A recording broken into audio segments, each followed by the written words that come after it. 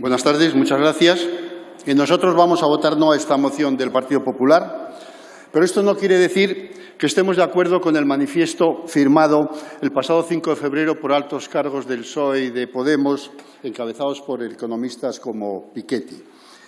Pero desde el punto de vista político, plantear una condonación de la deuda de los países de la Unión Europea con el Banco Central Europeo nos parece un disparate político. Pero vamos a votar que no por dos razones fundamentalmente. La primera es de carácter técnico-jurídico. Pedir al Gobierno la desautorización de una adhesión que no se ha producido, pues no parece que tenga ninguna lógica. El Gobierno es un órgano colegiado formado por el presidente y sus ministros y que yo sepa ninguno se ha adherido a ese manifiesto. Un secretario de Estado no es miembro del Gobierno y mucho menos no le representa si ni siquiera está en un ministerio económico. Y la segunda es porque la semana pasada, cuando ustedes interpelaron a la ministra Calviño, ya quedó claro cuál era la posición del Gobierno, que consideró que esta cuestión era algo ajeno a cualquier iniciativa del Gobierno y, por supuesto, a ninguna de sus prioridades. Pero como la señora Calviño es muy diplomática, pues no dijo lo que se puede leer entre líneas cuando alguien afirma que no va a perder ni un minuto de su tiempo en una cuestión. Y además afirmó con rotundidad el compromiso del Gobierno con la estabilidad presupuestaria y con la coordinación con el resto de los Estados miembros de la Unión Europea en cuanto a la política monetaria y en cuanto a la económica. Por lo tanto, están contestados los dos aspectos de la moción del Partido Popular. Y en cuanto al fondo del asunto, sin entrar en otras cuestiones legales y estrictamente económicas que ya han sido analizadas por personas de reconocida solvencia, y al margen de planteamientos y puntos de vista muy respetables y que valen para establecer un debate, hay una mayoría abrumadora que considera este manifiesto muy negativo.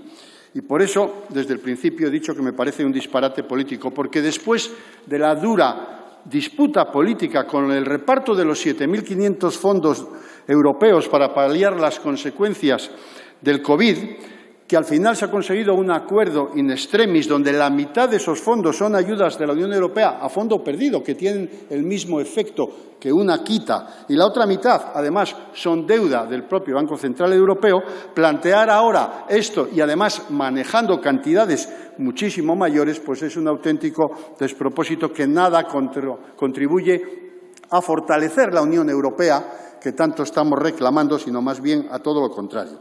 Y lo que parece bastante obvio es que situaciones como esta, si llegaran a producirse, recuerdan a las máquinas de hacer billetes de periodos hiperinflacionarios que no paraban de trabajar y las consecuencias ya se saben que acababan siendo dramáticas precisamente para los más desfavorecidos, como saben muy bien los argentinos, o a las quitas del Fondo Monetario Internacional de los años 70, que luego dieron origen a la famosa década perdida de los 80.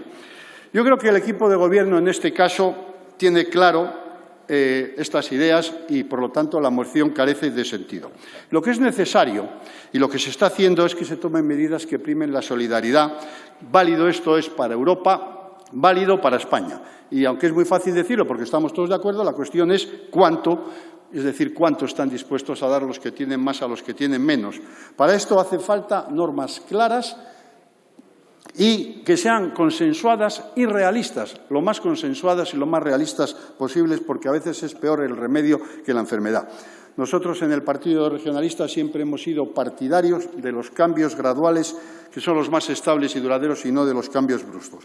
Y que los datos que se utilicen pues sean transparentes. Por eso, la semana pasada le pedimos a la ministra de Hacienda que nos diera los datos utilizados para los fondos europeos entre las comunidades autónomas y he de decir que ayer mismo me ha enviado los datos de Cantabria, con lo cual se los agradezco y ahora podremos ya debatirlos con conocimiento de causa.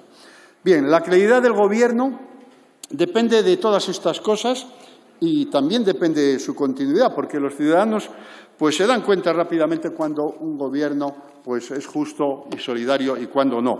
Y, por supuesto, dependiendo de las consecuencias de sus actos, si empeoran o mejoran las situaciones. Creemos en una Europa equilibrada, en una España equilibrada, porque creo que esto es la mejor garantía de cualquier crisis. Creo que esto, además, es lo mismo que viene intentando hacer el Partido Regionalista de Cantabria, en Cantabria, donde viene gobernando durante los últimos 25 años. Muchas gracias. Muchas gracias, señor Mazón.